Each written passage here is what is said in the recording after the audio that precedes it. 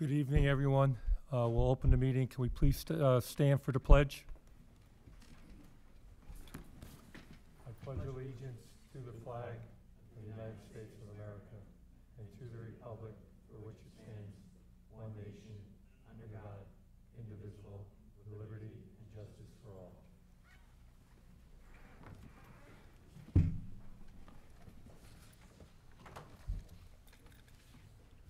I apologize ahead of time for my voice. It might go in and out, but I'll bear with it.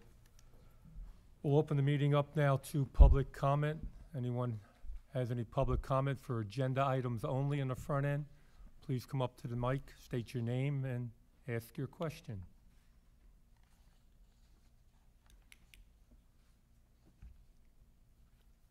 Okay, we'll close public comment.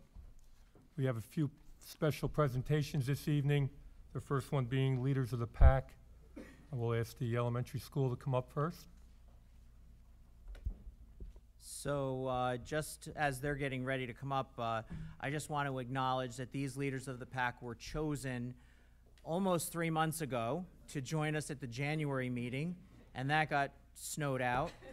And then the February meeting, and that got snowed out. We were able to have our board meetings, but we did not have these folks come out to be recognized. So we are so thankful that the weather is with us tonight, and we're able to honor these 3 individuals. Good evening, everyone. Hello. Hi. So this is our Leader of the Pack for March, Memphis, right? Both starting with the letter M, right? This is Memphis Pascalero. He is a kindergarten teacher in Mrs. Compain and Mrs. Hodgebaugh's class. They said some wonderful things about you. I'm just going to read a few. Memphis is our classroom leader of the pack because he's a good role model. He always follows directions and he helps others. During classroom instruction, Memphis always tries his best. He has fun and he listens and completes the task at hand. Coach Helmer, your physical ed teacher, said that you are always prepared and eager to participate. He has a smile on his face every day and displays a positive attitude. And for this and many other reasons, you are our leader of the pack.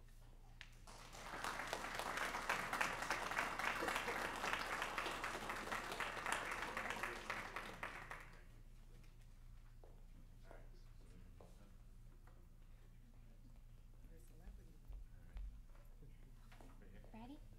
Look this way.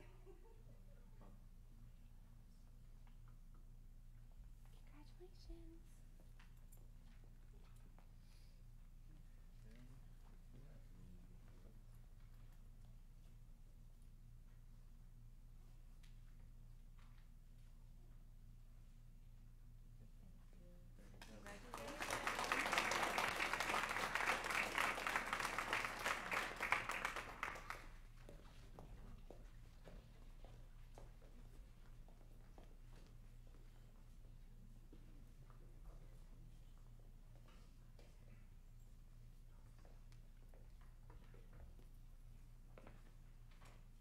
So the middle school leader of the pack is an 8th grader, Henry Krasniak, and your teachers had many nice things to say about you, and I can't wait to share them. So Ms. Leahy, your English teacher, said that Henry is a kind and thoughtful student. He's respected by his peers for his serious attitude towards his academics. He's also a good friend to others. I personally know I can always count on Henry to be attentive, organized, and prepared. His scholarly persona sets the tone for the class. Mr. Brenny, your social studies teacher, says Henry is a mature learner with a steady approach to learning, a future leader in the making, a truly great kid to teach. Mrs. Barton comments that Henry is a kind, thoughtful student that is compassionate and understanding to his peers, especially the ones who need it most. He is a hardworking student that is extremely respectful to his teachers and is a pleasure to interact with. Henry reflects on everything and is a great insight beyond his age. Mrs. Bulmer, your Spanish teacher, comments that Henry leads by example. He always tries his best, even when he finds the material to be challenging. He's patient with others, even when they can be distracting and bothersome. He acts responsibly and is always courteous and respectful. He knows when and how to advocate for himself. He is a diligent and honest young man. Mrs. Ozzie, your art teacher, says that Henry has a reserved calmness about him.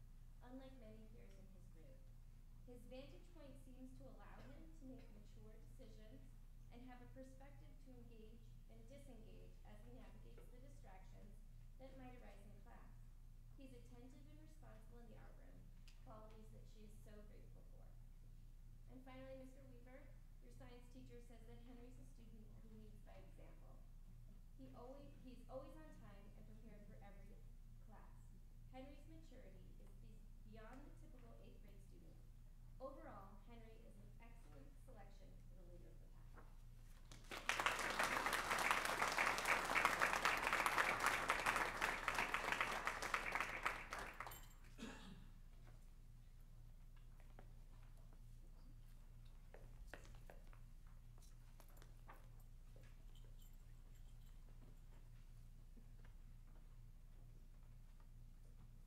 Great job. Congratulations.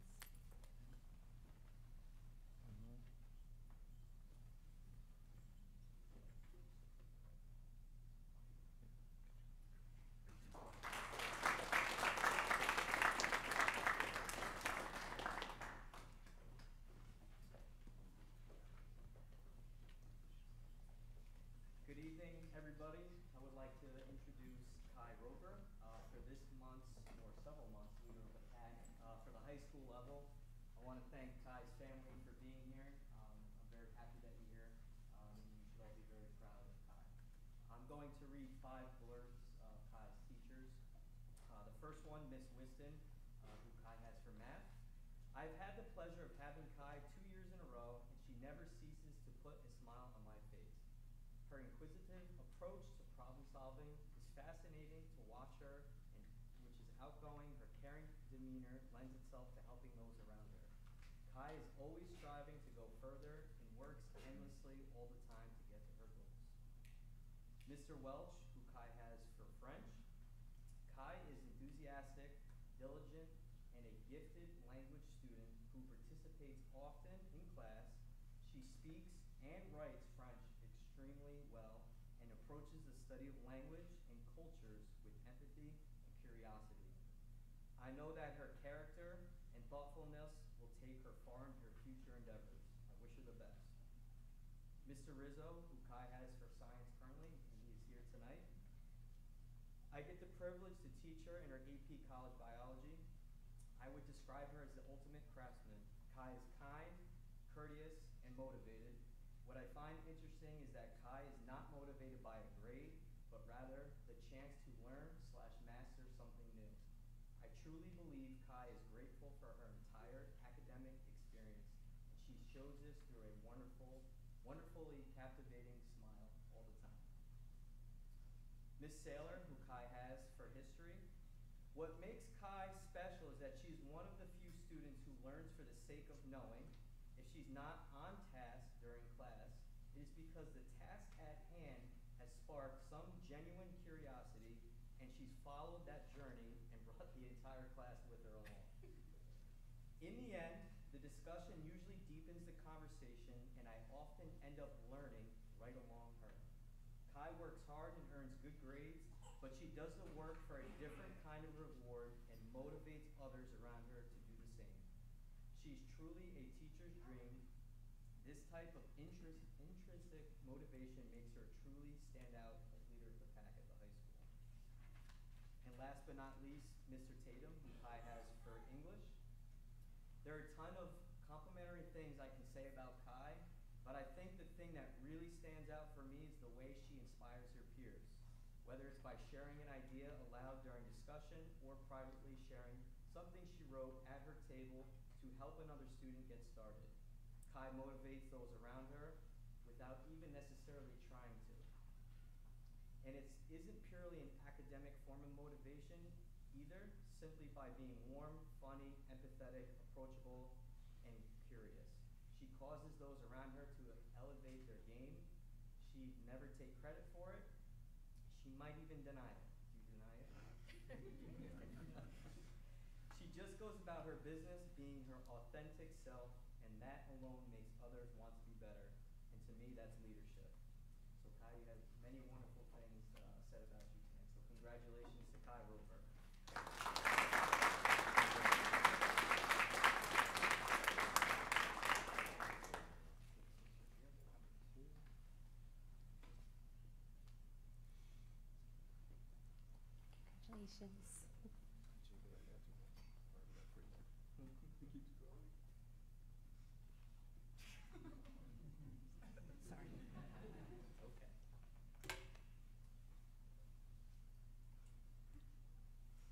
He has it on timer.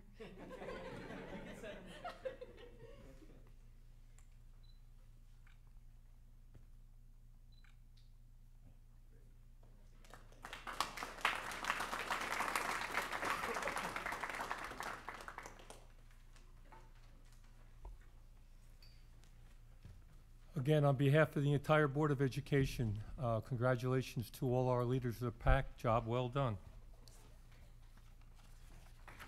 Our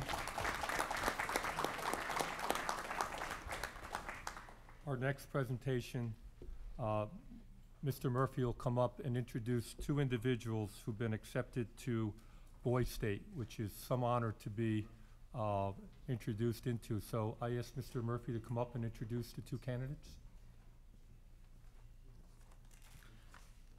Thank you, Mr. Barone. Good evening, members of the board. Zachary and Michael, can you please join me up here?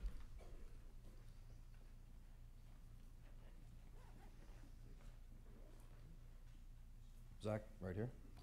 Michael, right here. Face that way.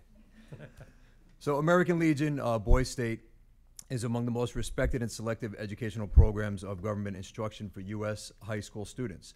A participatory program in which students become part of the operation of local, county, and state government. Boys State was founded in 1935. At Boys State, participants learn the rights, privileges, and responsibilities of franchised citizens. The training is objective and centers on the structure of city, county, and state governments. Operated by students elected to various offices, Boys State activities include legislative sessions, court proceedings, law enforcement presentations, assemblies, bands, choruses, and recreational programs. American Legion posts select high school juniors to attend the Boys State program. In most cases, individual expenses are paid by a sponsoring post, a local business, or another community-based organization. Michael Secor and Zachary Hazer, congratulations on being chosen to participate in Boys State through the American Legion Post 193 here in Highland that I'm a proud member of. This is a remarkable achievement that reflects your outstanding leadership qualities and dedication to your community. Boys State provides an invaluable opportunity to engage with peers from diverse backgrounds, develop essential leadership skills, and gain a deeper understanding of civic responsibility. Your selection is a testament to your exemplary character and potential to make a positive impact in not only your school, but local community and beyond. Embrace this opportunity with enthusiasm and determination, and let your participation in Boys State be a stepping stone towards even greater accomplishments in the future. We are incredibly proud of you and look forward to seeing the incredible contributions you will undoubtedly make during this experience and beyond. Congratulations once again, and best wishes for a very rewarding and enriching Boys State program. Congratulations. Congratulations. So, here, go in front of the podium.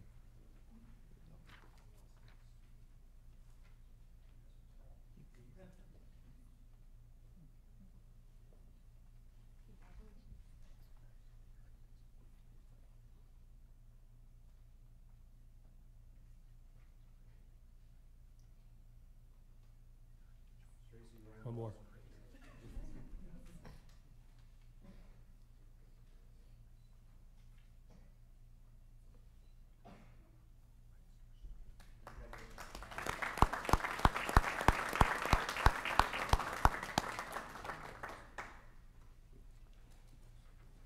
Congratulations to Zach and Michael, an honor well deserved.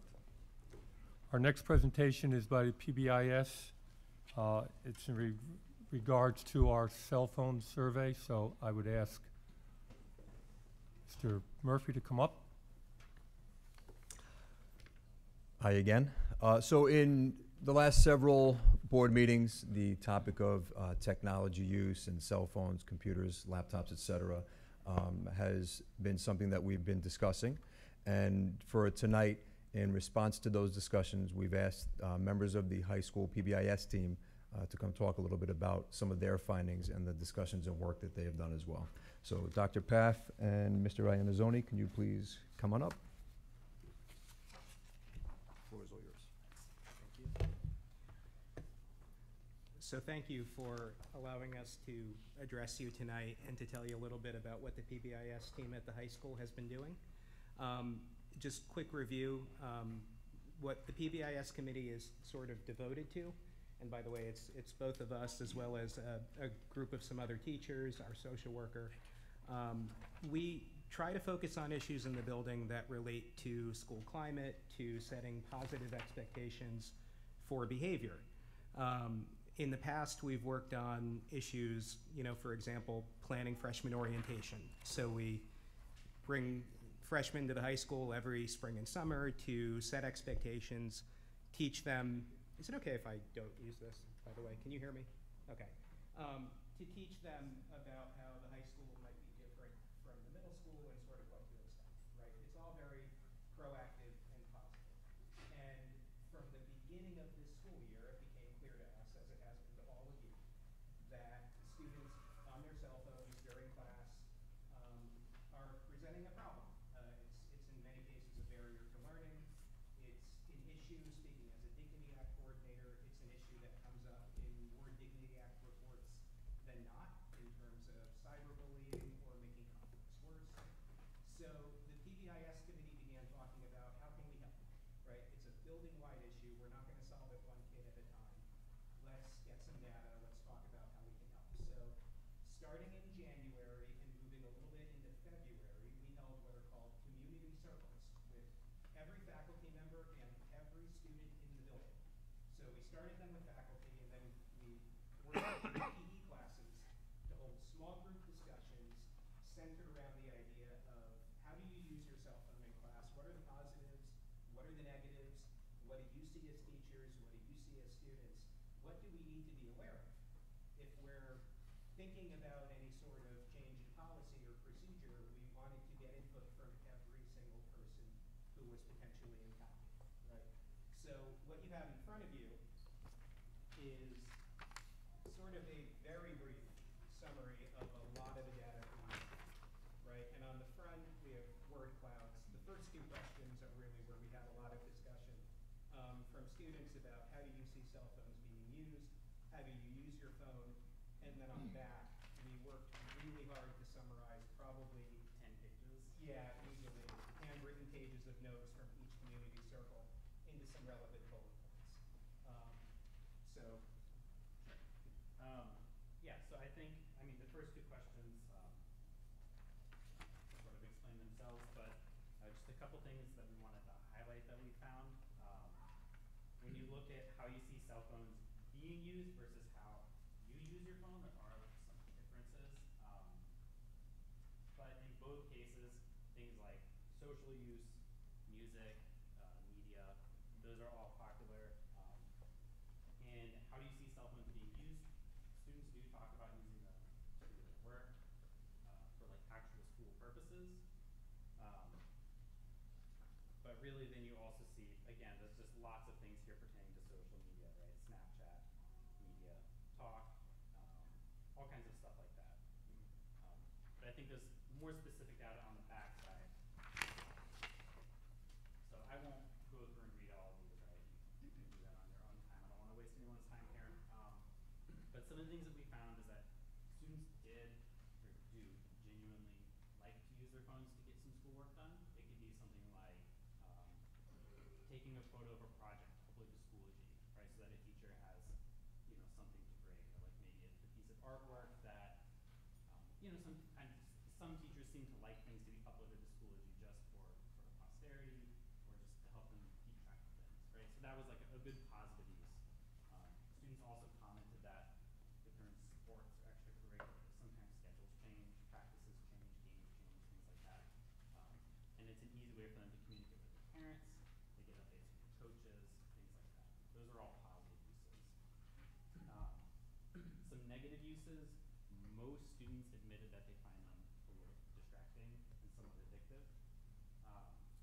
And they also themselves saw that cyberbullying was an issue.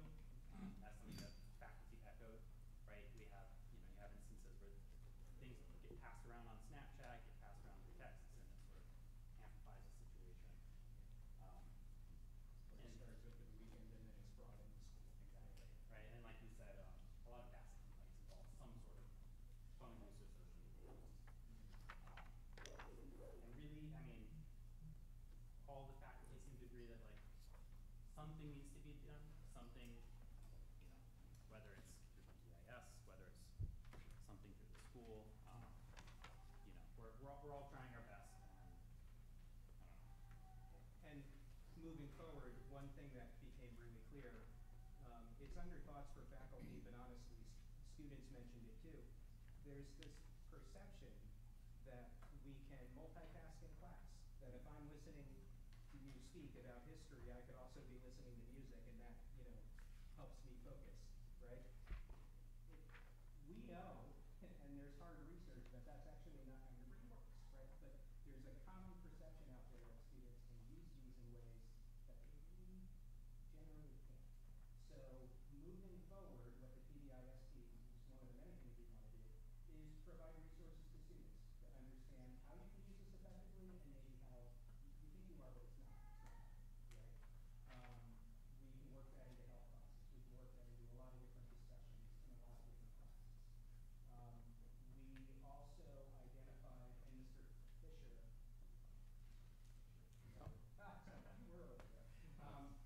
Mr. Fisher helped us resolve some issues related to teachers asking students to get on websites, you know, for typing practice or for research that weren't accessible, right? And part of the community circle process is we were able to generate a list of websites that teachers really had legitimate instructional interest in, but the network was blocking it in some circumstances, and Mr. Fisher helped us fix that. So we're taking really concrete steps to make this easier, because we also want to make it easier for students to use their Chromebooks and not rely on their cell phones so much, and that's another positive thing that we want to do.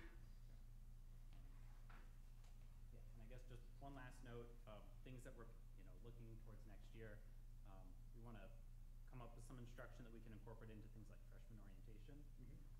And we want to come up with a sort of menu of options for teachers to use, you know, integrate into the curriculum to, you know, address issues as they arise. Like we really just want to provide a wide toolbox for teachers in the high school. But there's plenty of anecdotes on there. We could probably get you more data if you wanted it.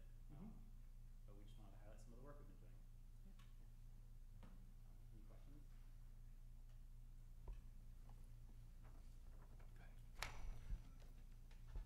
So we got this data about a year ago? No, this was within the last month. Oh, okay, very recent then. Very good. I think one of the comments that I had, or some of the discussion that I've been heading up, really don't have to do with, you know, I understand acceptable use in schools. We do have to also remember we're dealing with adolescents, we're dealing with minors, and they think they could do a lot of things, but as we already had some admittance to, they really can't, right? You see I have a sign up here that says I stand with NICET. The New York State Union of Teachers just put out an article in their periodical that really talks about all the challenges that students are facing. They're burdened by these cell phones. You mentioned the bullying. I think you mentioned the word a lot. I think at the last board meeting, we made it very clear that we're losing a lot of time, instructional time, that we can never get back. That these devices lead to students being off focus and off task. As much as we'd like to think that they still positively contribute, and I'm sure that they do, it's just when we look at policy and making decisions at this level, and let me be clear, the board didn't go looking for this. Administration didn't bring this to the board. Faculty did, right? Dr. Murphy didn't bring this to the board. Faculty did, because it's a problem in the building. So it is difficult, and we've been going back and forth. But what became I think, vividly clear at the last meeting, is that the loss of instructional time is great, and the numbers that we were using at that time, about 30 to 35 hours over the course of the year for an average student, was really a low number.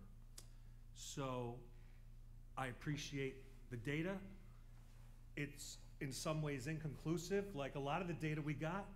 So the board is still left with an ongoing discussion and I think a decision to make. But I thank you for, you know, the value add.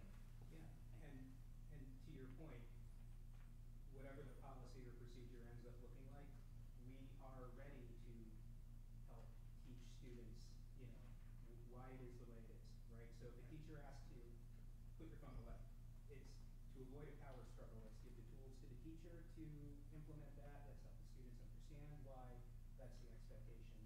That's what we're ready to do. Sounds like the progress and the discussions at education level is actually making some decisions and moving past that and getting on to instruction. So I know we're going to talk more about that today. But it's hard to get this article if you're not a member, and I am not. So I got a copy and I cut it up. I'm going to just share it with board members. You can take a picture. You might have access to this document. But you know, it talks about all the toll on kids' mental health, and educators are fighting back. The amount of time spent on, look, the biggest words in your survey are social and media. They're not any of your learning portals. It's not discovery learning. It's not these things that we know that they should be accessing for school. So that's the draw and that's the challenge in overcoming this tremendous loss, this theft of instructional time. Thank you. Mike, it's not in our agenda later on to have further discussion with cell phones, so if you want, we can have that discussion right now and continue it for a little bit and then go into our budget presentation. Absolutely. I guess my question would be twofold. What I'm hearing is the policy, if we establish a more rigorous policy, it would give teeth to the faculty to enforce. But on the other side, a student handbook which kind of addresses the use and not use of cell phones is very important.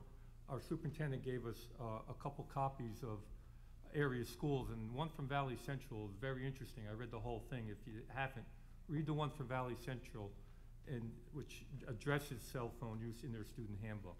So I think it's a twofold approach. We address it with policy, but it also has to be reinforced with the student handbook. And then freshman orientation, you hit it on the head. That's when you really got to instill in these students the do's and don'ts of cell phones. And you found that the approved use and the unallowed use, the misuse in our code of conduct doesn't address it the same way VC does?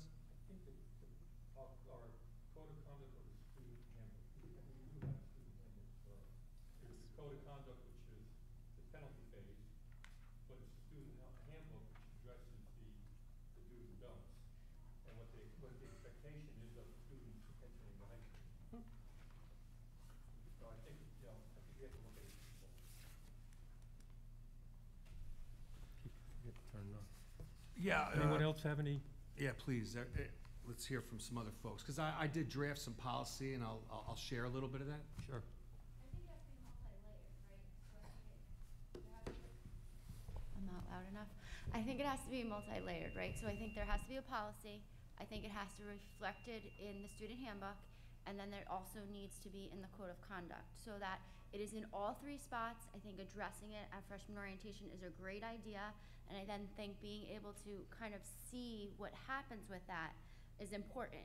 I found it interesting in some of the data that there was not a lot of policy at a lot of the other schools. A lot of it is just how to use it, the do's and don'ts in the student handbook, and then some schools don't use a code of conduct, but it was really the student handbook and being able to provide examples to the students of an appropriate way to use your cell phone versus not an appropriate way to use your cell phone. So I think that approach, and that's why I preferred Valley Central's way that they did that, is because it does show you the do's and don'ts of usage of that, and I think that's important.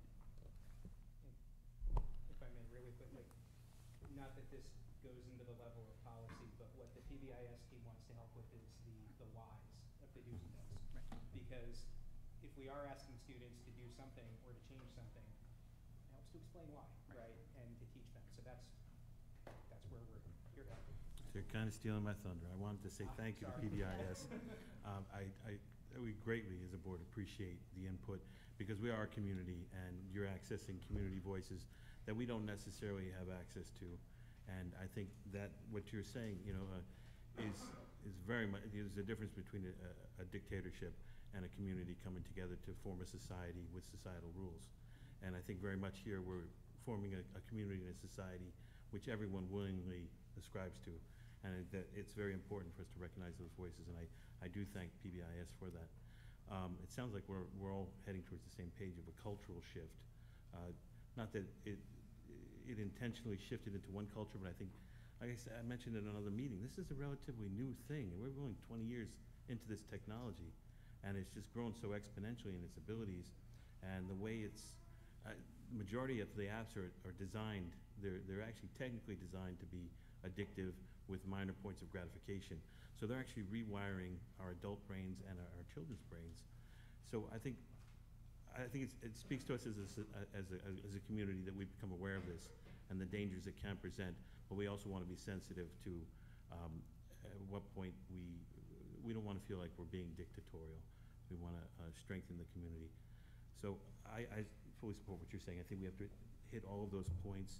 I think we have to communicate it, why we want this to be our culture. And to me, this is so positive what you did because it speaks to the recognition even from the students of what we're seeing and what we're reading about in the data.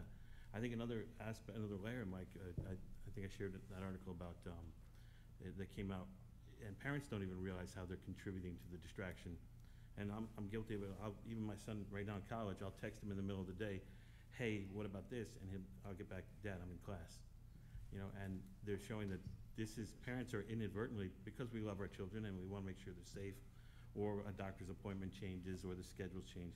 We don't think twice about picking up and texting them, but they'll be in the middle of a lesson, and we've now pulled them away from the lesson, and it's going to take them 15 minutes to refocus because they're adolescents. And so it's, I really do appreciate that we're becoming aware of this and we're trying to address it. So I just wanted to say thank you to the PBIS for that as well. I do believe that the text that you're talking about in all those policies does exist. And I don't know if it's gonna make a difference. Certainly raising awareness, maybe some training does. But I do believe all schools are wrestling with this issue of losing instructional time to the cell phone. It's a powerful device, we know it. The other piece that I'm concerned about is that students don't have the 21st century skills. So when I'm hearing that, you know, the Chromebook isn't charged and bringing a device back and forth, they have no problem bringing their cell phone. I understand it fits in their pocket. But really in the world of higher ed and in the world of work, you're gonna have a laptop or, you know, you're gonna have a device that you need to maintain, you bring back and forth, you access things with it. And, you know, what I'm hearing are kids don't really have those skills to be responsible for that device. And so I do believe there's a 21st century skill element here. The Chromebook doesn't need to be charged every night. It's charged, even at full use, it can run 10 hours straight. So, you know, for 2 days, that thing should be able to run without a charge. It's not as much of a barrier as it might sound. But in thinking about what would a policy look like, because you're right, this is new ground, nobody has it. They all have the student use of personal technology, and we all passed it when Erie 1 put out the template 4 years ago. But here's the problem, we know more now. So the student personal use policy, because what I was proposing was not a ban on cell phones in the school, right? It was when you're in instructional time, it is off your person. And I'm gonna read a draft. But it seemed like we needed two policies in place, that we would rework certainly the student use of personal technology, but then we would also need a student use of school-issued device. So what does that sound like? And I'll just finish this and then we could talk because, look, I can motion and I could bring drafts, but if I don't get a second, this goes nowhere but good discussion. If we get a vote and it goes down, it goes nowhere but more discussion and, you know, you kind of have an idea where each board member sits, but this is the beginning of the student use of personal technology, which is a policy we have now. This is draft. The board seeks, bear with me. The board seeks to maintain a safe and secure environment for students and staff. Advances in technology have made it possible to expand the learning environment. However, in the past 4 years since this policy was first passed, the board recognizes that instructional time lost to misuse of personal technology outweighs the benefits. This policy puts forth the expectation that the use of personal devices is prohibited in all instructional spaces. Furthermore, students may not have a personal device on their person during all instructional times. Devices must be stored in a book bag or other location, set to silent so as not to disturb the student during daily lessons.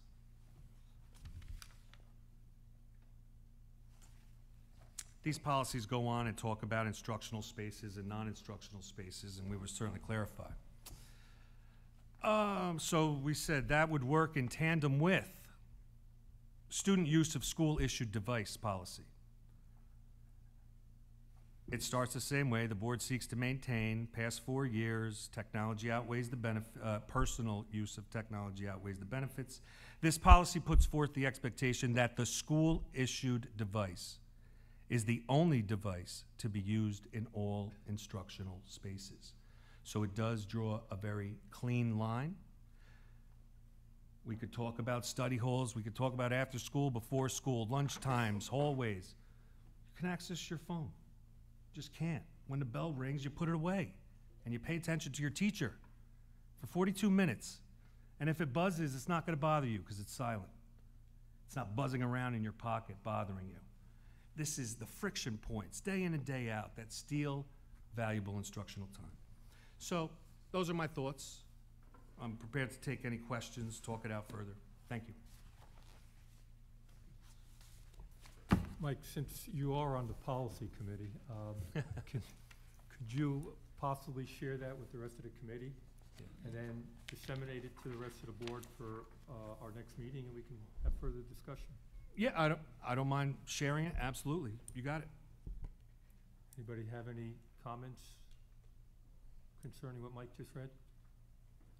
And again, like Mike prefaced before, we're not here to set this policy at our next meeting. I mean, this is discussion, and hopefully we can implement this come September. So we got a couple more months to work on it, develop it, and put it in policy. And again, from PBIS or faculty, HTA, HSA, come forward to us with any of your concerns. I mean, and we'll incorporate all that and have some discussion.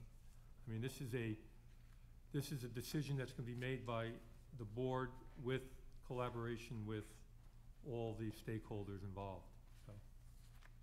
So it's not a one-sided decision. Anyone else have any comments? Okay.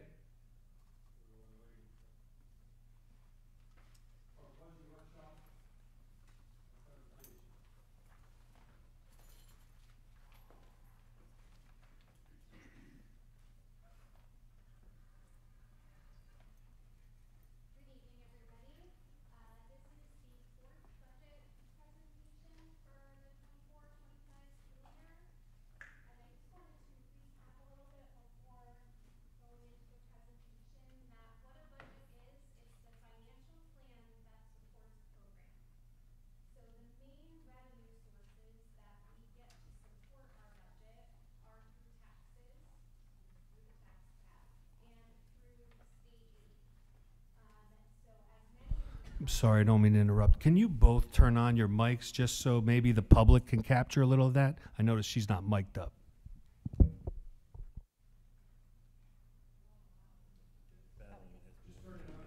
It was red. So the two main sources of revenue that support our budget are the school taxes and state aid. And as many of you know, we have received negative foundation aid from the state this year. We are hoping that Save Harmless will return, which will help us gain some more of that revenue. We also used to receive a percent increase, which has also been taken away from us this year. But we want to make sure that the budget supports our program, the financial plan that supports the program. So going into tonight's presentation, we're going to discuss the revenue and where we found some increases, where we could go up in. We're going to have a discussion about the balanced expense budget. Our revenues need to equal our expenses, and that's where this year becomes a little bit of a challenge for us. We are going to talk a little bit about our BOCES expense budget review and the reductions in expenses. And tonight, Mr. Freer will also partner up with me for some of this presentation. So again, the two highlighted numbers are where we could see a change and where we did see a change. And at the bottom of this presentation, where the link is also on our website, is where you can reach out to the legislator to talk about restoring Save Harmless. As of right now, there are no changes in state aid. We are hoping with the legislative budget that we will see an increase with that. Our Medicaid revenue has stayed the same, as well as our pilots. Taking another look into our other revenue sources, where we saw a BOCES refund decrease. We also spoke with our auditors, and from NICLAS, they do believe that the interest rates will still be a little higher, so we're estimating that revenue for interest income to come in a little bit higher for that. Still planning on using our interfund transfer from capital to pay for some of our debt service, using the same amount of fund balance, so those are our reserves as last year, and our tax levy, which has gone to the cap, but not over, for the total increase for 1.58256 as our increase in revenue. So Lindsay, I'm just going to jump in there for a quick second. So that link that's at the bottom of that screen, I want to thank the community for doing their part. I do think that many of our community members have reached out. They've sent letters to the legislators and to the governor. That is a one-stop link. You send the letter and it goes to 3 places: the governor, your local senator, and your assembly person. There is no resolution as of yet, but both legislative bodies have submitted their response to the governor's budget, and both of those legislative budgets are calling for Save Harmless to be put back into effect, and they're advocating for a 3% increase. So for those that have been following along, that does take us back to a previous presentation where Save Harmless would bring a small amount back, but that 3% would bring a larger amount back. And that's important to realize, because what you're going to see tonight is our response to where we are as of today. And as of today, we can only go with what the governor's proposed budget is, but very hopeful that the legislature sticks to their guns and returns funding as they promised that they would be trying to do.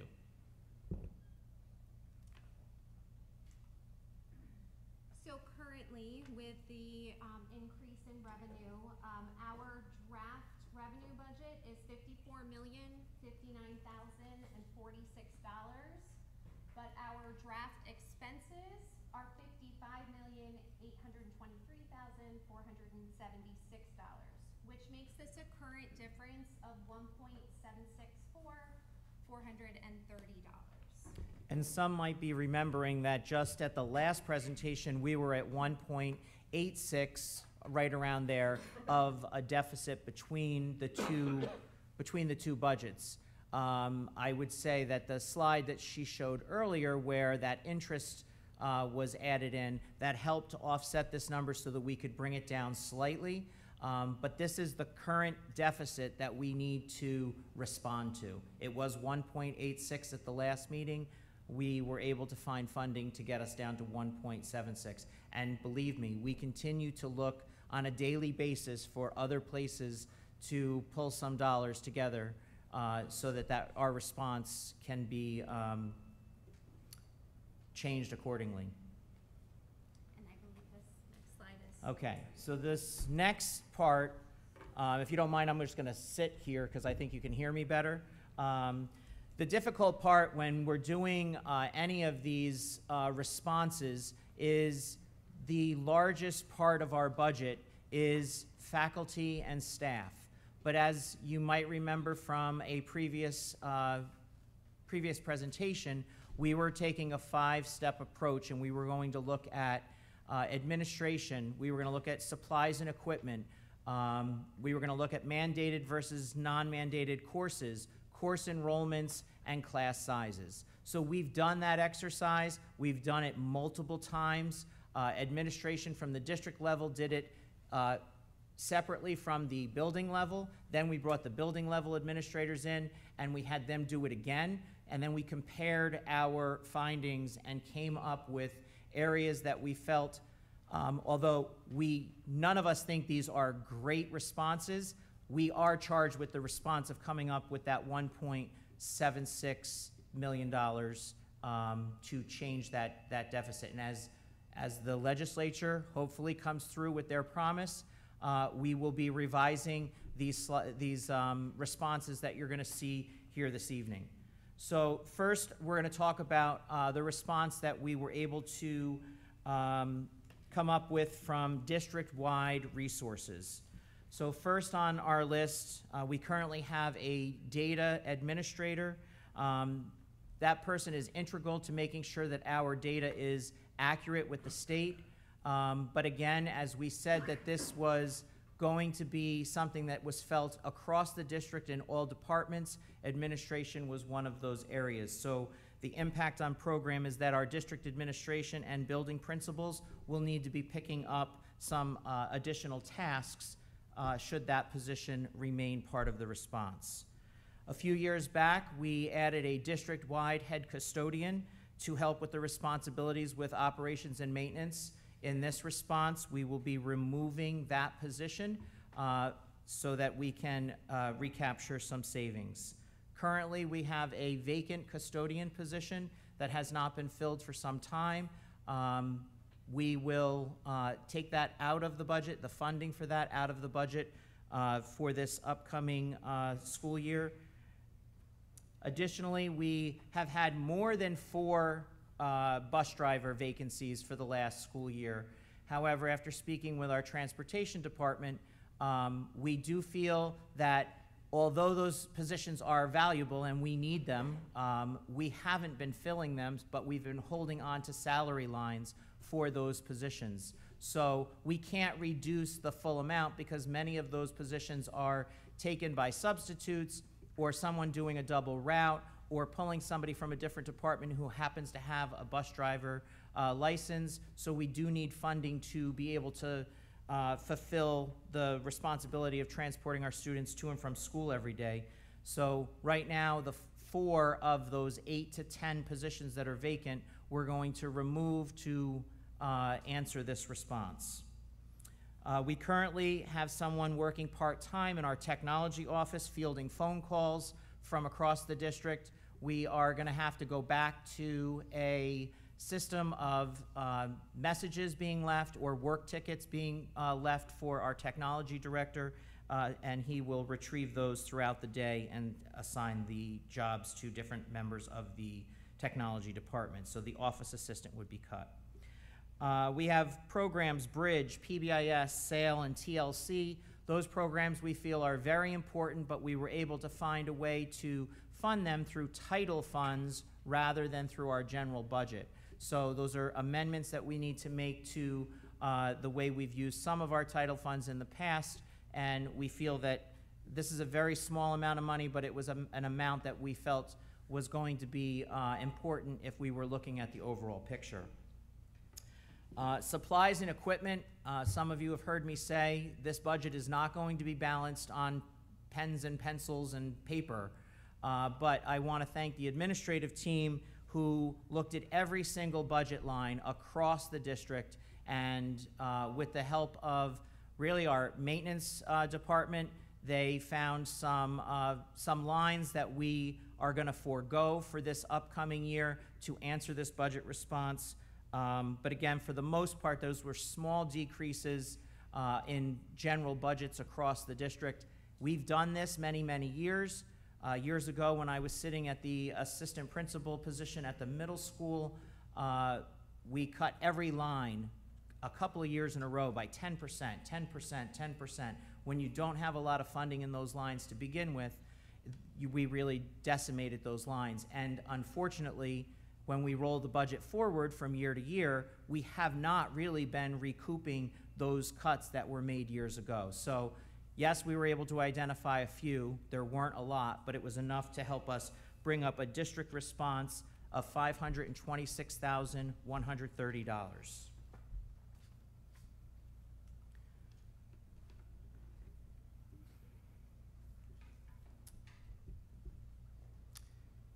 This is the part that hurts. Not that that doesn't hurt, but as the former elementary principal, this part of the slide is ripping my heart out. But again, as part of the response, we needed to look at everything. We have one teacher at the elementary school who is retiring. We plan to not fill that position, so through attrition, we were able to gain some funding. We do have a slight bobble in some special education numbers. Currently, we believe that we're able to cut one special education position at the elementary school, but I caution us that that may be something that has to be brought back as we move forward. We may need to find funding if our special education numbers grow. With the reductions in some class sizes, we're able to see less classes taking regular physical education or general physical education. So our physical education teachers at the elementary school will be taking care of the adaptive physical education requirements. So that's a half of an APE teacher. That is also combined with that person who runs that, that job is also half a teaching assistant, and that's going to show up later in another section of this slide, so we'll get back to that. A few years ago, just before COVID, and actually during COVID, we started looking at our academic intervention supports.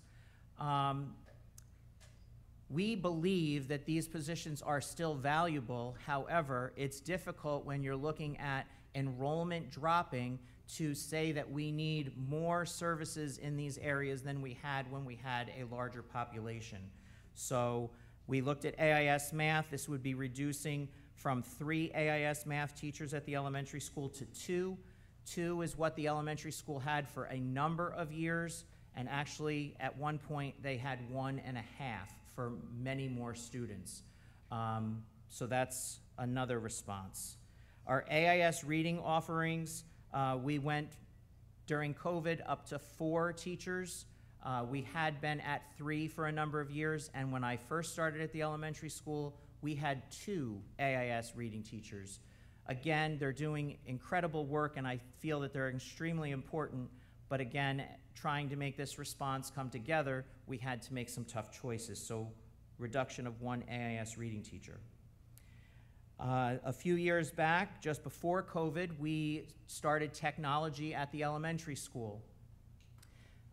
Teachers went to these technology classes with their students, and we feel that although we think it's an important skill that they have a standalone technology class, we do feel that the elementary teachers are able to provide technology within their classroom, so a cut of 1 technology teacher at the elementary school.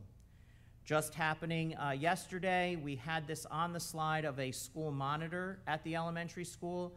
We did get a retirement. It is not in the board agenda this evening because it came in after the agenda, but it will be in the next board meeting. So we do have a school monitor that we will not be replacing at the elementary school, and that will reduce coverage in our attendance office, and we will have to have other supports from the other office in place to help with that reduction. One elementary classroom aide. This will reduce classroom supports, and 3 elementary teaching assistants. It is important to realize with the 3 teaching assistants that I'm speaking of here, one of them is currently vacant. A person that was a teaching assistant moved into another position a few months back, and seeing what was happening with the budget, we chose to not fill that position during this school year for the remainder of the year, and we won't be filling that for the upcoming year, for a total cost savings in the elementary program of $677,300.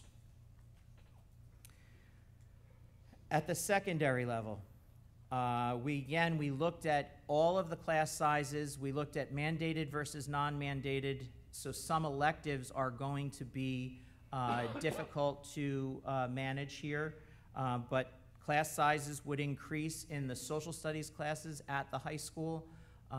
We would be going down by 1 section, 1 teacher. ELA, this is actually an ELA position at the middle school. So again, some electives and electives would be in jeopardy here, and class sizes for some of those English classes would be increased. We have 1 full-time equivalent technology teacher at the middle school. We will still be within our mandated offerings. This would require that our current high school technology teacher would travel to the middle school for a portion of the day, and some high school electives, because of this decrease, would be impacted. But again, all of our mandated offerings in the technology department at the middle school level would be kept intact. Looking at the next position is a half of an art section, or section, not a section, sorry, a teacher. Again, we will be still able to keep mandated and some elective offerings at the high school level. It would also probably require some reassignment of staffing from across the district. We currently have 4 art teachers in the district.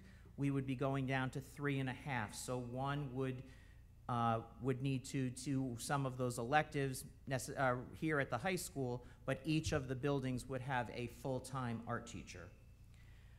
Music, again, a half a music teacher. We will still be able to offer mandated music across the secondary level and provide some electives, but some of our individualized choral lessons would be cut because of this cut. In world language, we currently have a 0.8 world language French teacher.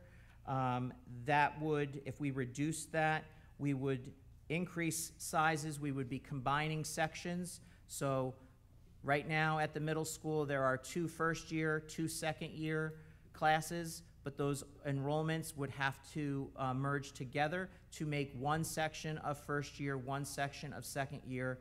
We would need a traveling teacher from the secondary or from the high school to go down to supply those 2 sections to those students. And then at the upper level, it may require some upper level French, maybe French 4 and French 5. Those would be a combined class. But again, we would not be getting rid of our French program. Again, with just reductions of classroom supports, we have 2 classroom aides from the secondary level, 2.5 teaching assistants from the secondary level. And if you remember earlier on, I talked about that half of APE from the elementary school. The other half of that position is actually a teaching assistant. So that would be reduced at this time as well. for a total cost savings of $561,000 at the secondary level. So as you see today, this total deficit reduction response equals $1,764,430 in reductions to balance the budget as it is today. This is what we know today. Should the New York State governor and legislative bodies agree to reinstate funding in the upcoming budget talks, we will most certainly revisit this number at that time and make recommendations to the Board of Education accordingly.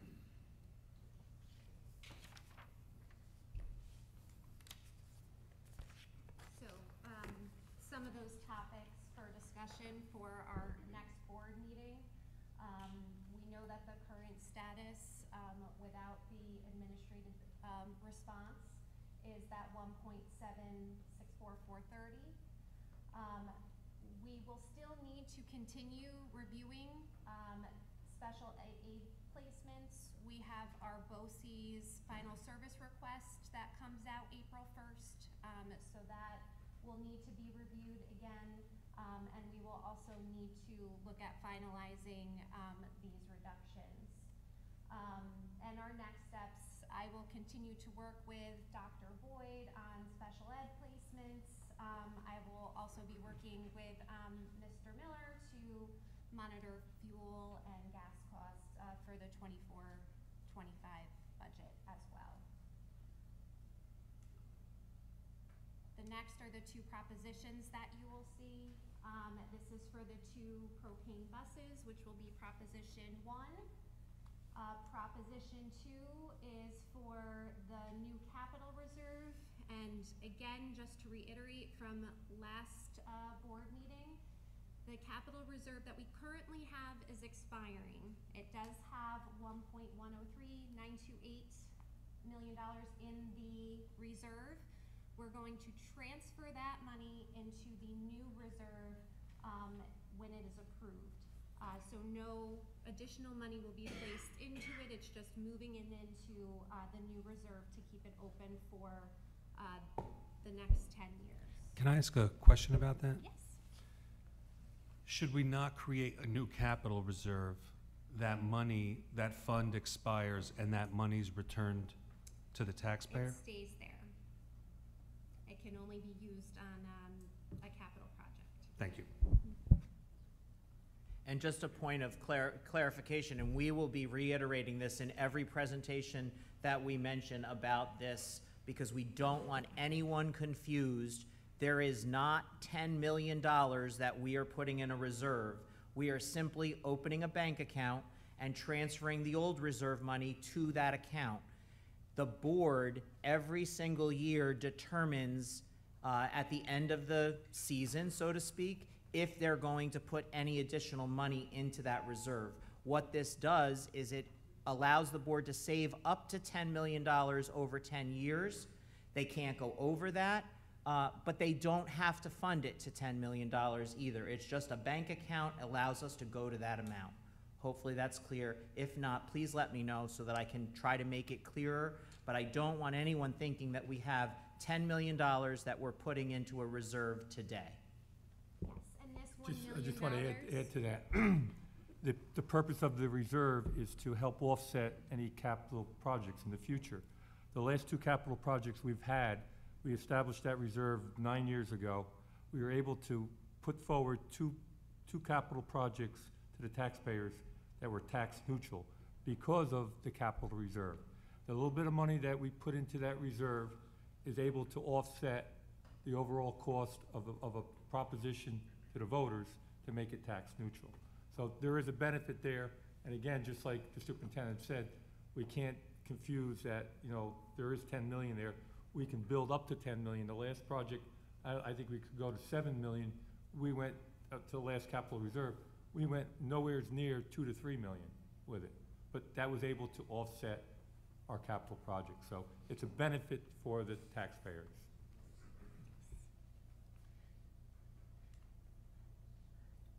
And this is just our budget schedule. So as it stands right now, our next budget presentation will be on April 2nd or sometime in April. The next meeting when we would, to adopt the budget is April 16th. It needs to be adopted by April 26th to be submitted to the state on the 29th at the last possible date. Does anybody have any questions? Just a quick point of information. The superintendent mentioned several times in the presentation that enrollment has declined, and cutting some or increasing class sizes is allowing us to kind of balance the budget. Just a quick piece of information. I went back to 10 years ago, March 4th, 2014. Our enrollment was 1,822 students. The last meeting, March 7th, I believe it was, 2024, 10 years later, it was 1,505. We had a drop of 317 students in 10 years in the district. So that kind of justifies a lot that's being said with increasing slightly some class sizes, trying to balance the budget. For the board, our next board meeting is April 2nd. It's a day after spring break. I'm sure the governors and the legislatures and the senators are not going to develop a budget by April 1st. I did read that they are furiously working right now. I read that just before I came to this meeting on an update from NYSBA. We get that thing every day with all the different newspaper articles. The Times Union said that they are feverishly working on this now, but I agree with Mr. Barone. I do not believe they will have this done by April 1st. So do you see us moving that meeting to the following Tuesday, April 9th, to allow our business official and administrative team to gather together whatever comes about? Hopefully by then, given Albany another 5-6 days to develop that budget, that we'll have more information and we can have a better discussion. I like that idea, because if we have to deal with some scenarios, you know, I'm sure that I'm not alone, and I'd like to give some thoughts around what might be kept and what might not be kept. So, thanks. Yeah. We have one on the 16th, so we'll have the 9th and the 16th, and we can go one more. We don't need the budget to be presented until the 26th. That is That's the the drop last dead date. That's the drop dead date. So we can go 3 in a row if we had to. Hopefully we don't need to. So if things don't change, we will move our April 2nd meeting to April 9th. Everybody's okay with that? Unless things change, and we can come back on the 2nd and. I guess when will the decision be made, if we're gonna have it on the 2nd or the 9th, given that spring break is? I think we're making it Starts right Friday. now. Yeah, we can make it Making right it now. now? We can Okay. move it to the 9th. So we'll move the meeting to the 9th. Okay, everybody? No.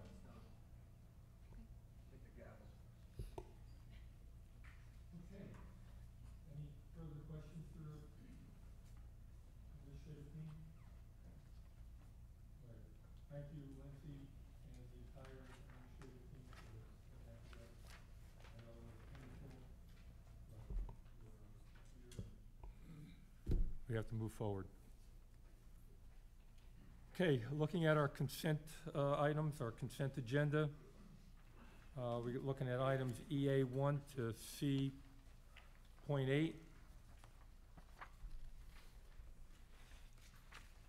Again, like we've done in the past, we can pull individual items out and have a discussion. Or if you need clarification, we could do that, and then we'll entertain it as a consent agenda and move forward on it. So can I have a motion to accept the consent? Motion by Heather, second by Camille. Any discussion? Anybody need clarification? Yeah, does this include those bid awards? Yes. Item 3. Yeah, so I just had a question on that, Mr. Fisher. or maybe it's, it could be facilities too. The public address system upgrades for 177,000 in our smallest building, the middle school. Can you tell me, is that an IP-based system? I gave you an answer on that, I'm not sure. Don't think it's IP, but I'll have to confirm. Does any of the facilities committee know? That's a big number for a PA system in our smallest building, so. Okay.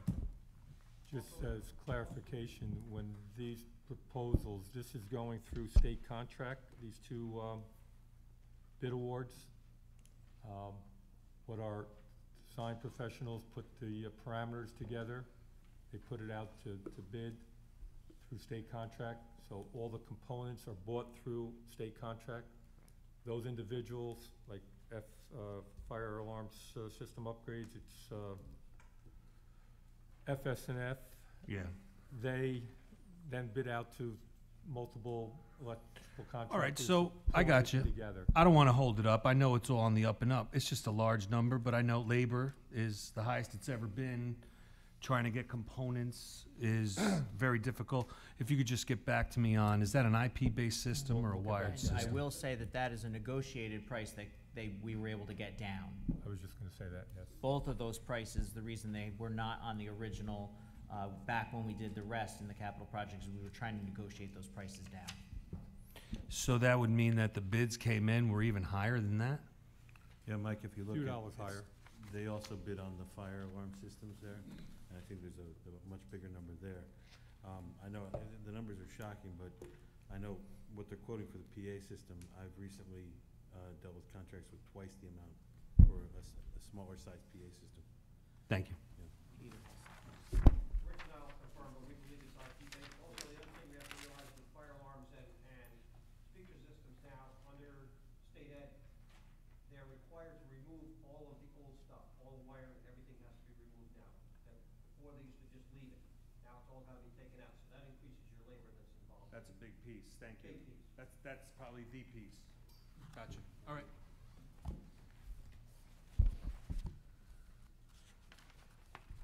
Anybody else have any other questions or concerns? Ready to move it forward? All those in favor? Aye. Opposed? Any abstentions? So carried. Do you have any recognitions? All right, I just want to thank two individuals, our middle school principal, Megan Colburn, for over 10 years of employment with the district, moved up the ranks. She's now starting a family and would like to spend more time with her family. Lindsay Idell, thank you for your 3 years of service to the district. We were in desperate need 3 years ago. You stepped forward, you went through all the training. And life does take us in different directions, and fortunately you can move on to improve your quality of life for your family, and we appreciate the time that you spent here in Highland, so thank you. Thank you very much.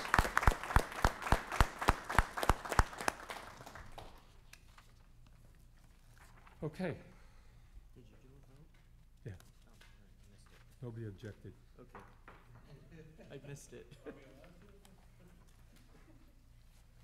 Okay, our principal's report. Elementary school first. I'm losing it.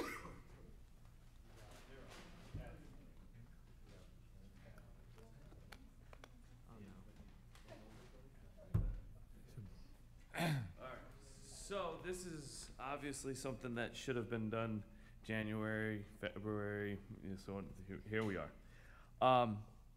The only addition I need to let you guys know about on the principal's report was the Kids Heart Challenge that I talked about in there. As of today, right before leaving, this community has done like crazy things. I can't even get over it. is $13,837.57, and we have crushed, absolutely crushed our goal of like, I think it was 10,800. I think was our original goal, and it keeps growing daily. And it's wild. It's the next tier that like is the next level that Kids Are Challenge keeps telling us that, you know, they were like, oh well, you guys could potentially get to 15. I was like, there's no possible way in this world that we're getting to 15. We're gonna, I mean, we got days left. This number is insane. So, hats off to the community. It's beyond, it's amazing. So, yeah.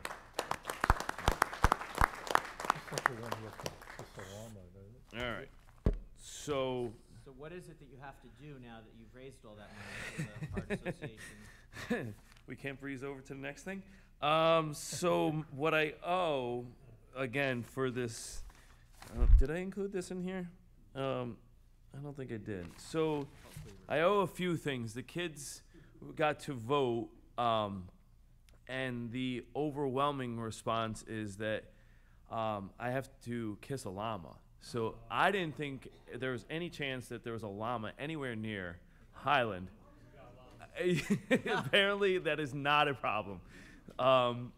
So we're looking at trying to get one on campus so that we can kind of, and I'm pretty sure that llamas spit, so this is going to be a lot of fun. The other one is, this is another one that kind of hurts, that I'm getting, there's like these paintballs that they make, not like, you know, but they make these like paint sacks that the kids are gonna be able to paint the principal. So, yeah, that one's gonna be an issue.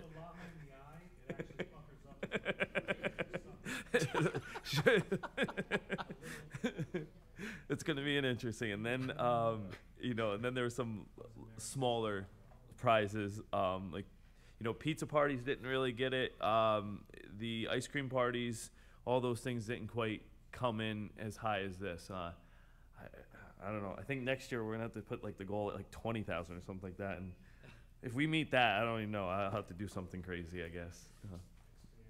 Yeah. So, I guess questions first, and then I have another thing. The PTA president, she was here with the baby. She had something, so like I'm on her behalf. They brought some stuff in, so I guess what we'll do is twofold. I guess we'll do questions first, and then we'll do the next step. Any questions for Mr. McCormick? All right. All right. Oh yeah. So yeah. So Pi Day 3.14. We did theme song Thursday, and the 8th caller was Miss Lochner, who is beyond excited to come down and pie me in the face. So she didn't do it lightly. She made sure it smeared and it got in the nostril, and it was a lot of fun. So she enjoyed herself. Yeah. A lot of fun. All right. So because of January was Board Appreciation Month, the students and Ms. Gallagher set up a thank you, and so I'm going to roll this out real quick. What it shows is a fingerprint of every single student in the building, and so the theme we went for this year was "Thank you for helping us grow," and we have Ms. Samuels coming up with some plants for you guys. So we're going to do a growing theme. And we'll hang this up in the executive.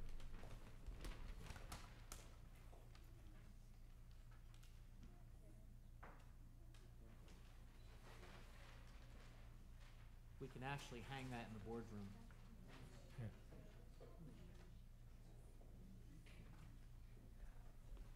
You guys feeling? You might want to hold that up so you can get a really good picture with the.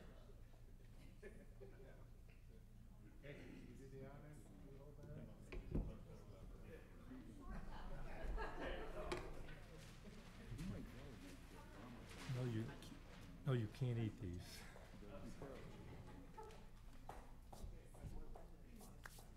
Give that to my wife. She'll kill it in about a week. I would kill it in a week. Got enough? you could just leave that there, and I'll take it down to the board level. Thank you. Do that. I'll do that.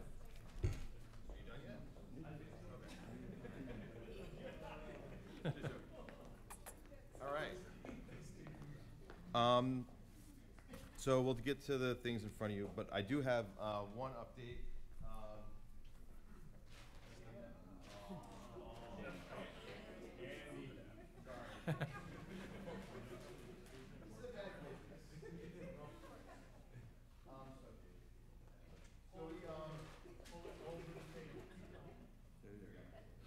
So in lieu of a Spirit Week, because it's already crazy time of year, PBIS had a great idea to do a Spirit Week all in one day. So we're doing that on Friday.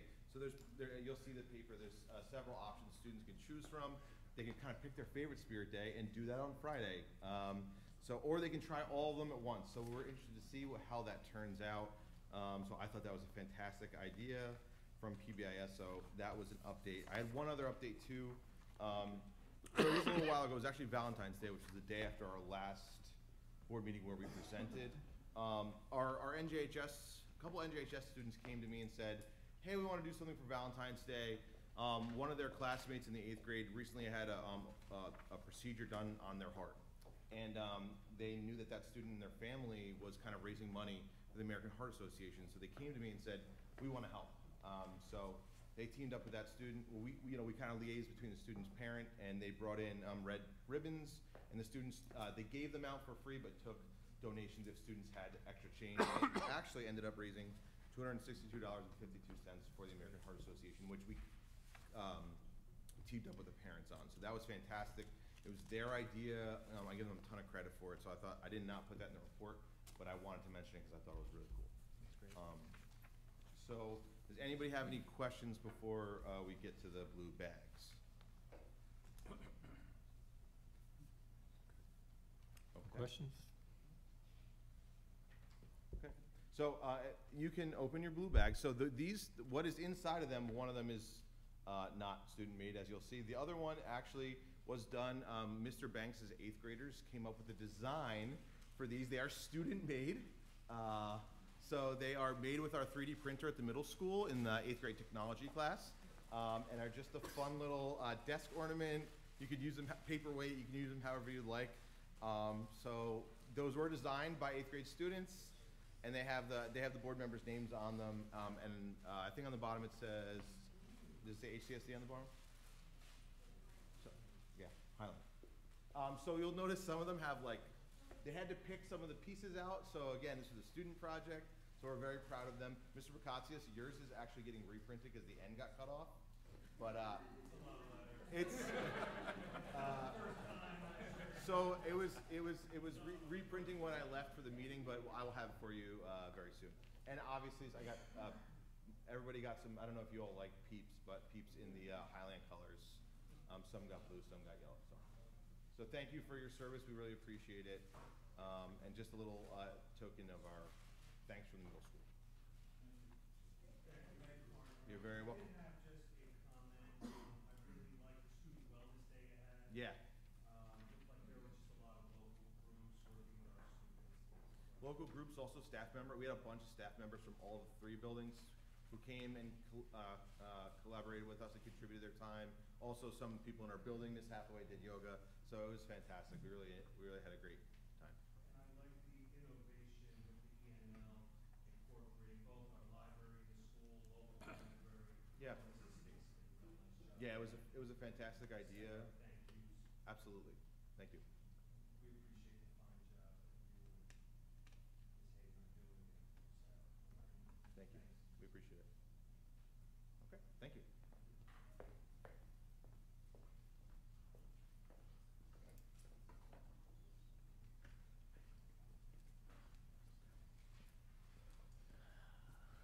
Good evening again, all. These mics are sensitive. So, no additions, just an update. A couple of meetings back, I had mentioned that we had some BOCES students that had taken part in a competition, and I told you I would get back to you with their names and their places on how they did. Several Highland students who attend the programs at Ulster BOCES Career and Tech Center in Port Ewan were among 35 individuals who earned medals during the 2024 Skills USA Regional Competition that was held last month in February.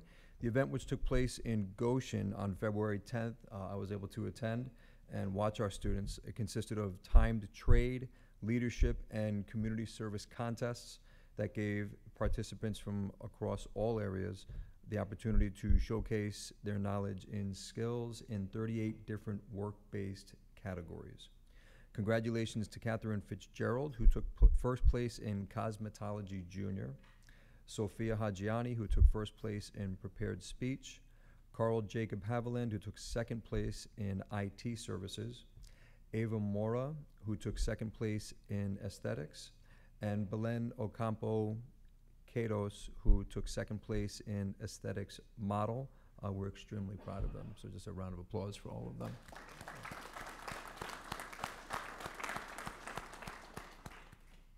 I have two other very short items, but before I get into those, did anyone have any questions on the board report? I just had a comment. And I really forgot about it at the last board meeting. We're so tied up with other business.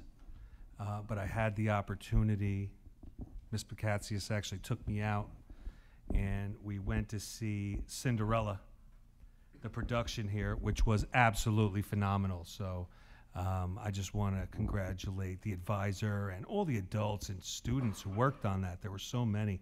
It was a fantastic show. So let me add to that. We had a cameo of our own student representative, Lily Skrell, who was in it as well. So great job to all of them.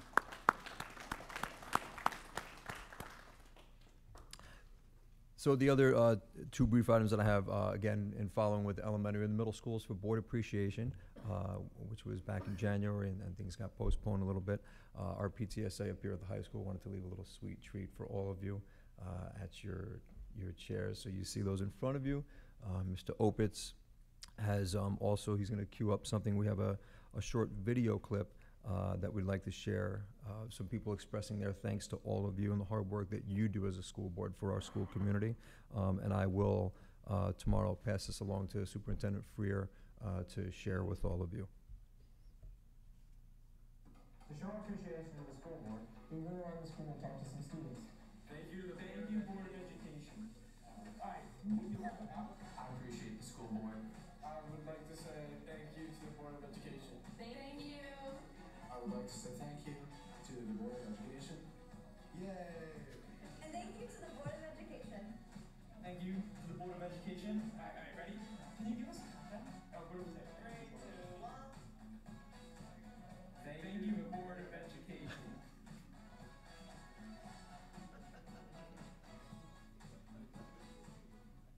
To show appreciation to the school board.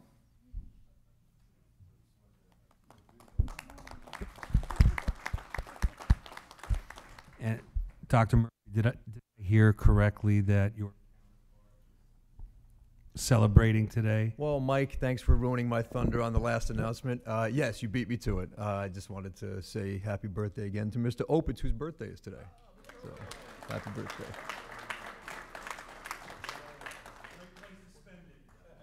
Yes.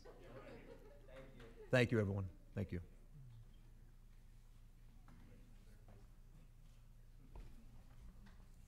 Okay, we have most of our directors here this evening, so if there's anything you want to address to our directors, feel free to do it.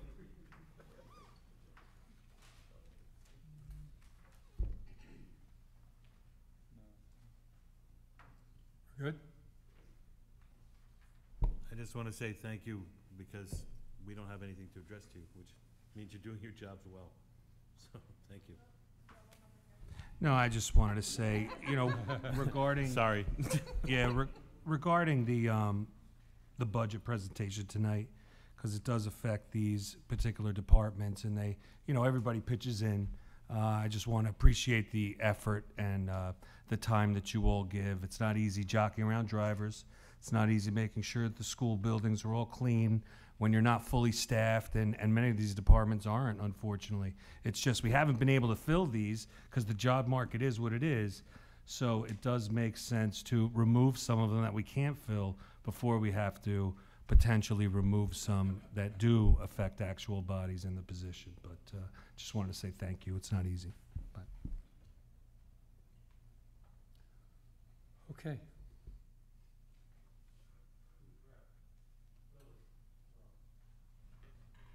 Okay, I didn't want to just like get for a feel for the mic. So I'm going to start with the elementary school. There was an announcement made over the loudspeaker acknowledging Women's History Month and Ramadan, and they held a discussion about the book No Voice Too Small to engage students in conversations about social justice, activism, and the power of individual voices. Created a visually appealing bulletin board that showcases the themes of No Voice Too Small. A suggestion box was planned to encourage students to share their ideas, suggestions, or concerns. This will begin to emphasize the importance of student voice in shaping the school community. The group used this article, Cultivating a Pedagogy of Student Voice, from Association of Supervision and Curriculum Development, to explore ways to integrate the principles of student voice into teaching, practices, and classroom activities. At the middle school, modified sports began yesterday, and there's approximately 100 middle school students trying out for the various teams. Softball, baseball, lacrosse, and track will all be well represented by eager 7th and 8th graders, and we look forward to another fun and action-packed sports season. The next Highland Middle School co-rec dance will be placed on Friday, April 12th for all the students grades 6 to 8. And the last co-rec dance was in the winter, which was a lot of fun, so this one will certainly be no different. Spring is in the air at Highland Middle School staff and students, and they love getting any opportunity to do their teaching and learning outside in our beautiful weather. So don't be surprised if you see classes of students learning outside and enjoying the warm spring days. At the high school, there was an all-county festival about 2 weekends ago with students from the elementary, middle, and high school playing at New Paltz High School. We had 2 students selected for the New York State Band Directors Association for the All-State Band, and they performed in Syracuse. They were Ariana Wallen, who played flute, and Sophia Casayo, who played clarinet. The music department is now taking band and choir students to see Aladdin on Broadway, which is tomorrow. And this is another wonderful opportunity for students to see live professional performers in action and get a feel of where they can go from being in the music department now. With our Taste of Success programs, last Thursday we had Dwayne's Auto Detailing giving a seminar about being business owners and participating in the community. Around 35 students had the opportunity to listen and learn.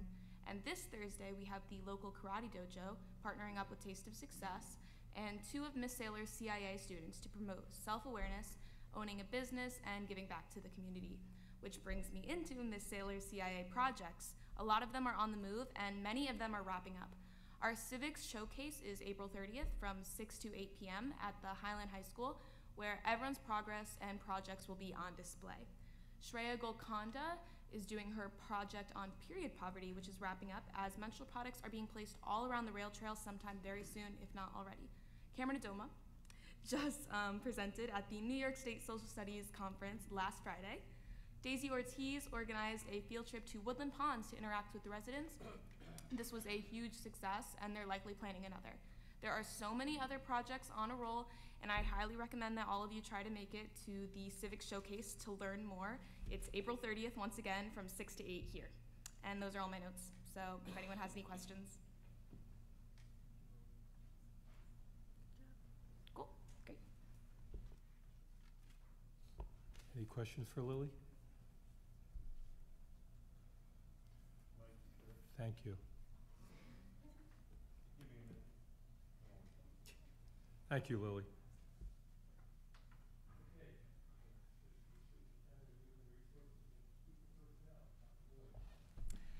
Good evening, everyone. I'll be brief tonight. We are in full swing of annual reviews. So far, we've had great attendance from our families, which is always great to see as we put together our plans for next year. The planning doesn't stop at that meeting. Those plans are finalized, and then our office is putting out the copies of those IEPs to parents, getting those out as soon as possible for their review after the meetings. On Thursday, we had 8 students from high school attend the Career and Services Expo put on by the Ulster County Transition Council. I'm going to be meeting with the teacher who went with them and some of those students to get some feedback. One of the great things about the Ulster County Transition Council is they are always willing to hear the feedback because they want to make it better and more useful for students. So we'll be getting some of that from the students to pass along to them for any improvements if there's any needed at all.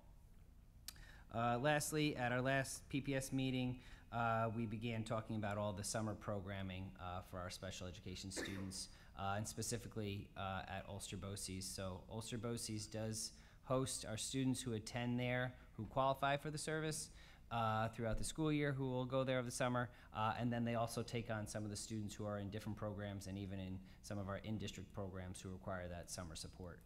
So we began that process and with the applications and getting all of the information to them, and then I'll be working with Ms. McCulloch very soon on getting those routes planned for the summer. Any questions? Thank you. Mr. Zimmer? Hello, everyone. I'll also be brief. I have 2 items to share with you this evening regarding our UPK program. We have received proposals from 4 local agencies. The UPK committee is scheduled to convene upon return from spring break for a review of those proposals. Anticipating a positive outcome, we aim to expand our capacity beyond the 40 seats allocated for the school year. I will, of course, keep the board apprised of any progress at every stage of this endeavor. Next, in line with our district's commitment to diversity, equity, and inclusion, members of our administrative cabinet are actively engaged in a book study of Biased by Jennifer Eberhardt. This initiative builds upon the momentum of our past 2 summer sessions, during which we extended the opportunity to all interested district employees.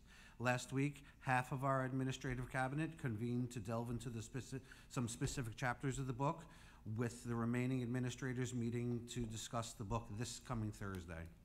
This ongoing dialogue underscores our dedication to fostering a more inclusive and equitable learning environment for all. Any questions? For UPK, you have 4 responses coming. Do we have one extra? 3. You're welcome. Okay, superintendent's comments. Okay. Again, I'm going to be brief because I said a lot in the beginning, but just a reminder, the Ed Foundation dinner is Friday, April 5th from 6 to 10 p.m., $65 per ticket. Please call Becky at 845-234-1522. I will keep that in my Friday update, but we hope all of the board would consider coming out and supporting the Ed Foundation and the honorees that we are honoring this year. At the last board meeting, I mentioned our snow day give back. It looks like it will stay, that we will have 2 snow days to return to the calendar. One, and I actually put this message out to families so they are aware already. The first one will be Monday, April 1st. The second one would be May 24th, which is a Friday. Lisa, I wasn't sure, do we need an actual resolution for the board to adopt that, or is me just announcing it to them? Just announcing. Okay. Very good. Spring break starts this Friday. Spring starts today. I didn't realize that. I thought it was usually the 20th or 21st, but my calendar says today.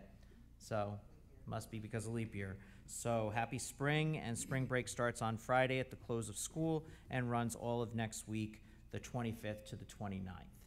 An issue that is coming forward that many schools in our area are starting to grapple with is the upcoming eclipse. So a few school districts in Ulster County have decided to close for the entire day because they had many more snow days left. So those 2 districts are New Paltz and Saugerties. And as of this morning, a few of the others are planning an early dismissal. So I wanted some feedback from the board. Administratively, we've been talking that if we go along and do an early dismissal, that would be for our students to get them home so that they, especially for our younger ones, the eclipse is supposed to happen between 2 and 3:30. Many of our elementary students are on the buses from 3 to 3:30 in that area. That's when they load, so they're on the bus during that time. Our concern is, we teach students not to look at the sun, but they see the sun almost on a regular basis. But this is like a once-in-a-lifetime thing. Telling them not to look into the sky, we might not be successful with that, and we wouldn't want to put any children in harm's way. So, again, we're going to look into that a little closer with what the rest of the county is doing, but it's looking like many would be doing an early release. I looked at our number of hours, so this would count as a contact day, and we also need to look at the number of hours that we need in a school year, and we are still within the hours, because one of the things that we've done in previous years is we've cut some of our half-days out of the calendar. But I would like to announce this to the parents sooner than later so they can make informed decisions for Monday, April 8th. We would stay here as a staff, though, and use the afternoon for professional development. And so with the board's approval, we'd like to move forward with that and get those plans underway for Monday, April 8th. Board have any input? I would like to venture to a early dismissal. I support the superintendent's decision. Just a All question. good with that? Just a question for the staff. What would the end of the day be for the staff? The end of the day would be their regular end of the day. So would they be? Obviously, we would take some time. This is a once-in-a-lifetime thing. I would allow staff, I would encourage them to make sure they have proper glassware or eyewear.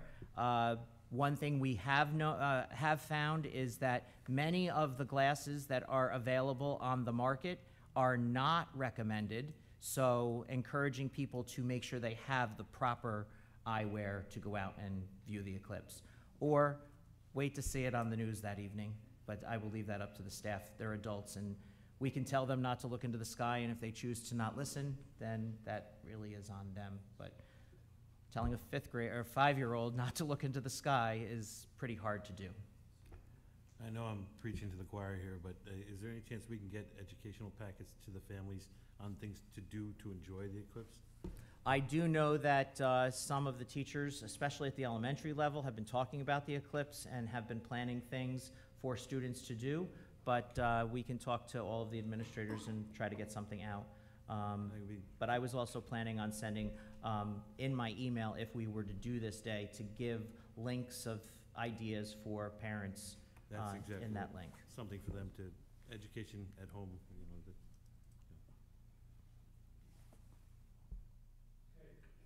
Any other questions for the superintendent?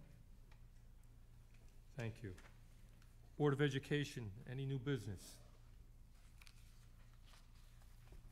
Can I just, and I brought this up before, but just like listen to Lily's presentation about the 2 students that made All-State, but just trying to recognize those kids that weren't mean as well. For what, that's a big accomplishment. Sure. Old business, we had the cell phone discussion earlier on. I think that was our only old business item. Just a FYI, do have 3 board candidates that are up for election on May 17th, 16th. Petitions are out, so if those that are running again, please pick up your petitions and have as many as you can sign them and return them to our district clerk. And if anyone else is out there that's interested in this high-paying job, please see Lisa and you can secure a petition and run for a school board position. BOCES annual meeting and budget vote is Thursday, April 11th, 2024. It's the annual meeting. So if I could just chime in, that is the meeting that is held at Ulster BOCES in Port Ewan. That's where our students and all of the culinary students from across the county, they prepare food and a meal. They act as servers, and it's really a wonderful evening. It'll be also the night that BOCES will present their budget to anyone that sticks around for that portion. But if you can only come for the portion where our students are serving, and it really is, it's nice for them to see us there. So please let us know. We need to have those numbers to BOCES pretty soon, I think by April 5th. So that's, yes, so I'll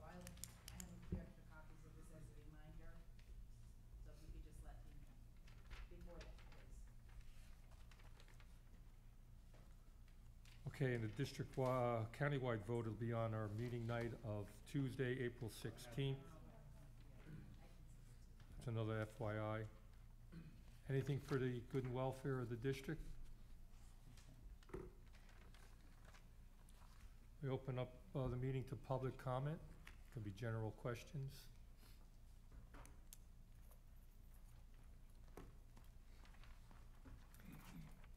Good evening, Board and Superintendent Freer. My name is Laura Finch. I am a parent, community member, and educator here in the district. And recently, each of my daughters had an opportunity to take part in the Ulster County Music Educators All-County Festivals, both for band and jazz all-county, and chorus all-county happened as well. And I wanted to thank the board and the district for continuing to support the students and the educators in the music program.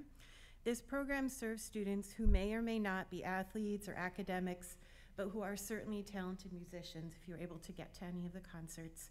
My daughters and the other musicians from a well-represented Highland received excellent preparation from the music faculty here at the school. They practiced and prepared just like any athlete, mathlete, debater, or other student who would want to make their teachers, parents, and district proud. The girls were excited for and challenged by this opportunity, and they carry fond memories of the festival weekends. They continue to be motivated to excel so that they can be invited to return each year. So I wanted to thank you again for fostering and supporting the love of music for my children and all the musicians here in the district. Thank you. Thank you for those comments.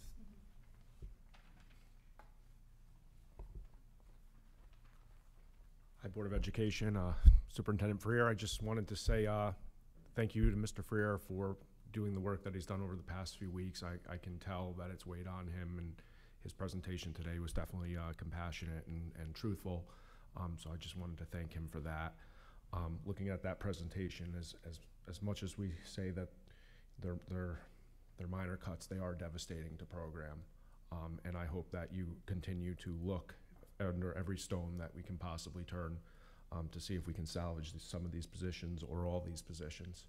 I'm going to let you know what we're doing as a local union. We have been active in this process in working with Mr. Freer.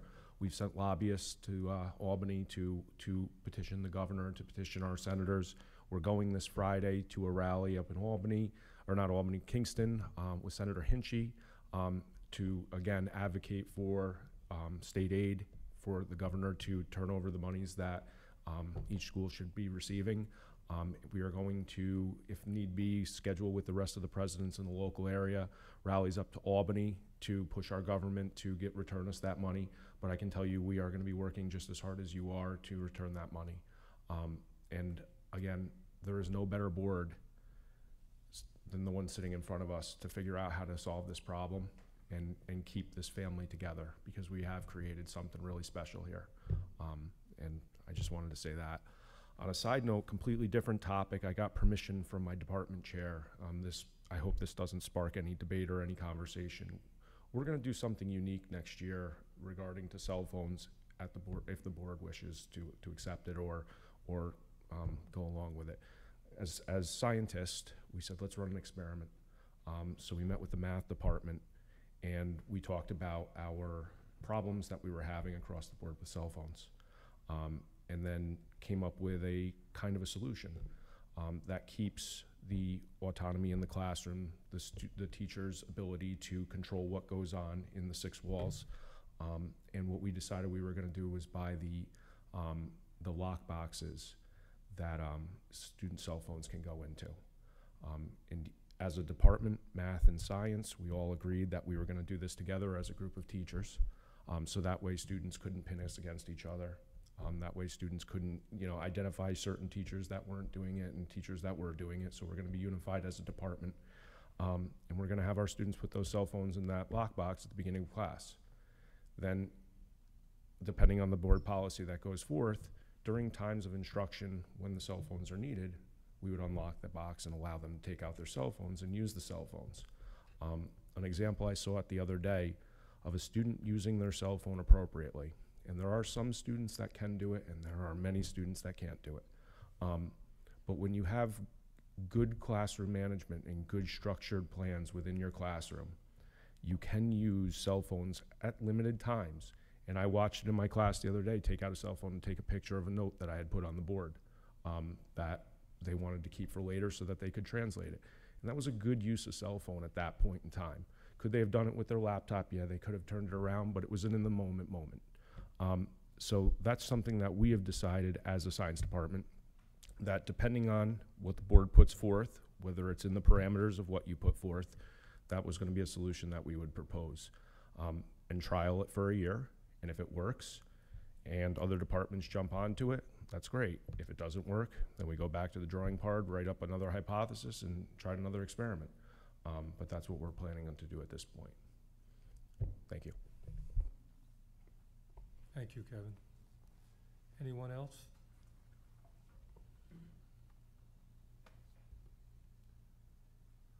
Okay, I ask for a motion to adjourn. Motion made by Tom, second by Heather. All those in favor? Nobody wants to say no? Aye.